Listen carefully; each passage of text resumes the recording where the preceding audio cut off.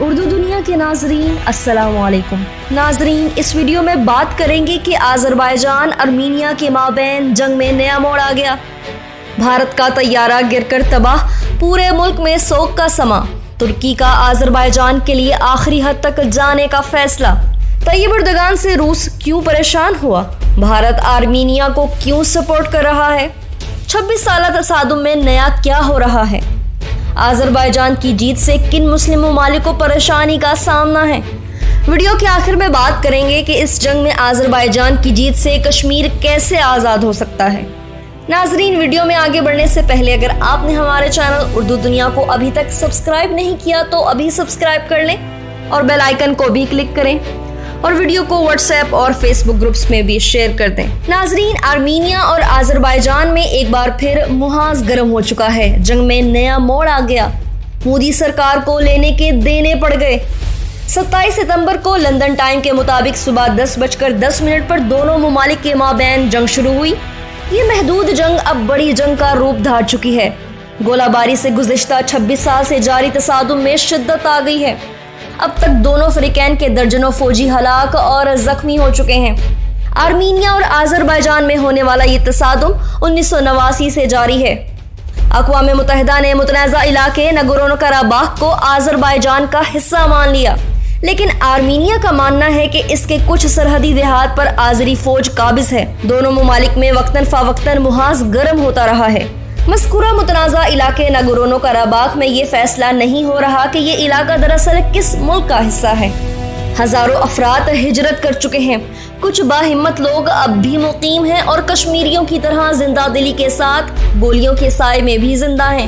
Armenia کا کہنا ہے کہ اس کے پاس غیر ملکی مداخلت کے شواہد موجود ہیں۔ آرمینیا نے یہ بھی الزام لگایا ہے کہ ایک ملک شام میں موجود انتہا پسندوں کو اس کے سرحدی دیہات میں دھکیل کر حالات خراب کر رہا ہے۔ انہوں نے نگورنو قراباخ میں اسلحے کی سپلائی کے ناقابل تردید شواہد کا بھی ذکر کیا۔ بعد ازاں آرمینیا کی وزارت دفاع نے غیر ملکی مداخلت کے چند ثبوت بھی پیش کیے۔ وزارت کے ترجمان کے مطابق باغیرہ میں حالیہ مداخلت کی روک تھام کے لیے ان کا ملک عالمی فورموں سے رجوع کر رہا ہے۔ ناظرین، ادھر آذربائیجان کے نائب صدر حکمت حاجیوف نے آرمینیا کی تمام باتوں کو لغو اور بے بنیاد قرار دیتے ہوئے مسترد کر دیا ہے۔ تاریخ میں یہ تصادم نگورنو قراباخ تصادم کے عنوان سے بھی درج ہے، لیکن بڑی طاقتیں اس کا حل پیش کرنے سے گریز کر رہی ہیں۔ انہوں نے دونوں ممالک پر چھوڑا ہوا ہے کہ وہ جیسے چاہیں حل کریں۔ جس طرح کہا جا رہا ہے کہ مقبوضہ کشمیر کا معاملہ عوامی مذاکرات کے ذریعے حل کر لیا جائے، اسی طرح نگورنو قراباخ کے معاملے کو بھی بات چیت سے ہی حل کرنے کا مشورہ دیا جا رہا ہے۔ بڑی طاقتیں زبانی جمع خرچ سے آگے نہیں بڑھ رہی۔ ناظرین، اگر دیکھا جائے تو یہ تصادم کسی حد تک نسلی ہے اور کچھ حد تک سرحدی۔ اگرچہ اس علاقے پر ایک آزاد گروپ قابض ہے، لیکن یہاں آرمینیا کے حامی گروپ بھی موجود ہیں۔ عالمی ممالک اسے آذربائیجان کا حصہ مانتے ہیں، لیکن یہاں عالمی سرحد کی واضح نشاندہی پر عمل نہیں کیا جا رہا۔ آرمینیا کی حکومت اسے عالمی سرحد تسلیم نہیں کرتی۔ نگورنو قراباخ میں گوریلا جنگ 1988 سے 1992 تک جاری رہی۔ گوریلا جنگ میں شدت آنے کے بعد 1992 میں دونوں ممالک میں جنگ چھڑ گئی، جو 1994 تک جاری رہی۔ عالمی مداخلت کے بعد بظاہر امن قائم ہو گیا، لیکن مقبوضہ کشمیر کی طرح اب بھی یہ محاذ اکثر شعلے اگلتا رہتا ہے۔ دونوں ممالک کا بھاری اسلحہ گولے برساتا رہتا ہے۔ اسے ہم دنیا کے طویل ترین تصادم میں شامل کر سکتے ہیں۔ آرمینیا کا ایک سرحدی گاؤں موصف کہلاتا ہے۔ آذربائیجان کی سرحد سے صرف 300 میٹر دور ہونے کے لیے یہی گاؤں جنگ کا نشانہ بنتا ہے۔ آذری فوج اس گاؤں کے 90% باشندوں کی جاسوسی کرتی ہے۔ یہاں اکثر مکانات ان کے سنائپرز کے نشانے پر ہیں۔ اس گاؤں کے سبھی باشندے خودکار ہتھیاروں کی گھنگرت سے واقف ہیں، کیونکہ یہاں کوئی ایک گھر بھی سلامت نہیں۔ ہر گھر اسلحے کے اندھا دھند استعمال اور بربریت کی منہ بولتی تصویر ہے۔ ناظرین، انزلہ کی نواسی کنڈرگارٹن میں زیر تعلیم ہے۔ 27 ستمبر کو وہ اسکول سے گھر جا رہی تھی کہ گولہ باری شروع ہو گئی۔ گولہ باری شروع ہوتے ہی اس نے سر نیچے کرتے ہوئے گھر کی جانب دوڑ لگا دی۔ جان بچانے کے اس طریقے سے پورا علاقہ واقف ہو چکا ہے۔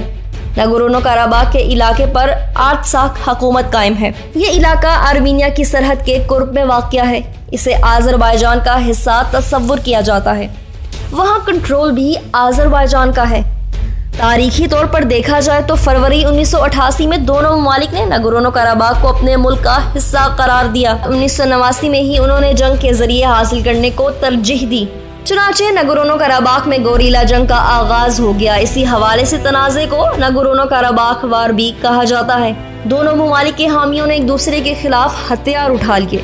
बादशाह आर्मीनिया और अज़रबैजान भी जंग में शरीक हो गए और कराबाख का सरसब्ज व शादाब पहाड़ी इलाका गोला बारूद की बारिश से गर्द आलूद हो गया। यहाँ की असम्बली ने आर्मीनिया की हमायत में वोट दे दिया और एक रेफरेंडम भी हुआ जिसमें अक्सरियत ने दोनों ममालिक से अलग होने की हमायत की।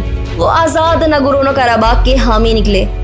20 फरवरी को आर्मीनिया की असम्बली ने इस खित्ते को अपने मुल्क में जम करने के हक में वोट दिया। अभी दोनों ममालिक के माबैन तनाज़ा जारी था कि कुछ ग्रुपों ने रिपब्लिक ऑफ नगोर्नो कराबाख के क़याम का ऐलान कर दिया, जिसका लाजमी नतीजा जंग में शिद्दत की सूरत में निकलना था सो निकला।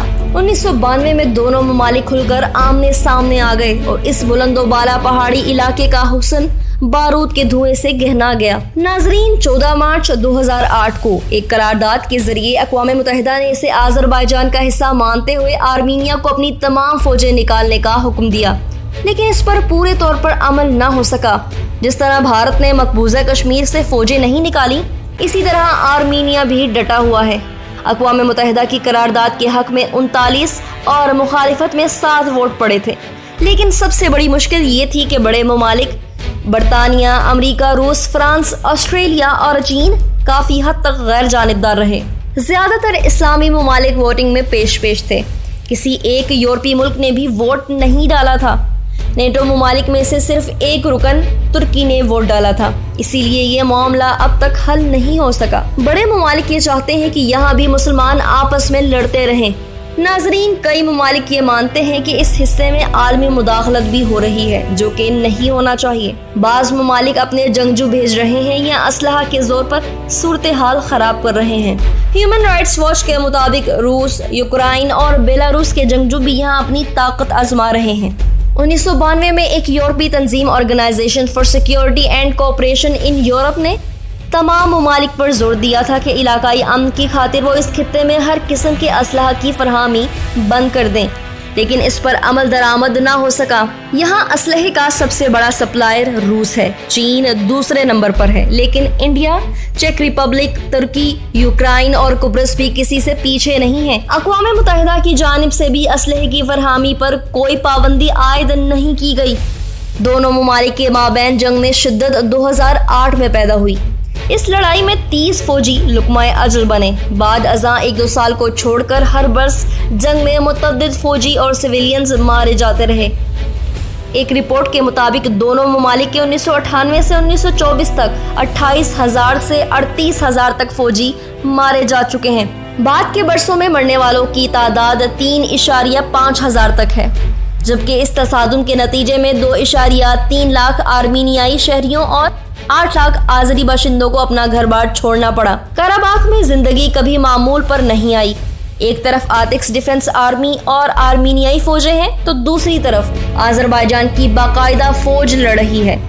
कहा जाता है कि आर्मीनिया ने 65,000 और अज़रबैजान ने 67,000 फौजी जंग में झोंक रखे हैं। नाजरीन, भारतीय बहरिया का बगैर इंजन तैयारा क्रैश हो गया, जिसमें सवार 2 नेवी एहलकार हलाक हो गए हैं।